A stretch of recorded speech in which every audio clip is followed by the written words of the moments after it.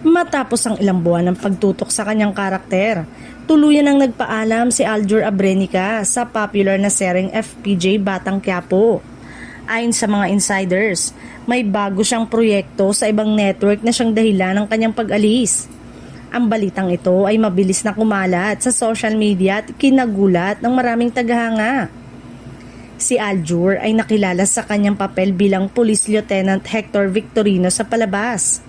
Ang kanyang karakter ay naging mahalagang bahagi ng storyline, lalo na sa mga tensyonadong eksena laban sa mga pangunahing kontrabida.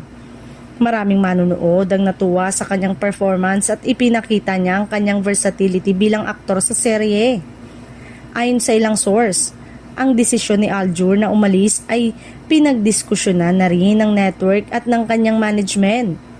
Bagaman marami ang nalungkot sa balita, iginiit ng source na ito ay hakbang para sa mas malaking oportunidad sa kanyang karir. Ang exit niya ay maayos na naitakda sa storyline upang hindi maging abrupt sa mga loyal na manonood. Maraming fans ang nagpakita ng mixed reaction sa kanyang pag-alis. Ang ilan na natuwa sa posibilidad ng bago niyang proyekto, habang ang iba naman ay nagpasalamat sa kontribusyon niya sa palabas.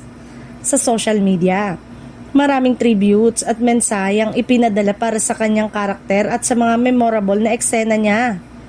Sa kabila ng pag-alis, nananatiling bukas ang posibilidad na makabalik si Aljur sa serye sa hinaharap, lalo na kung magkakaroon ng spin-off o cameo appearances.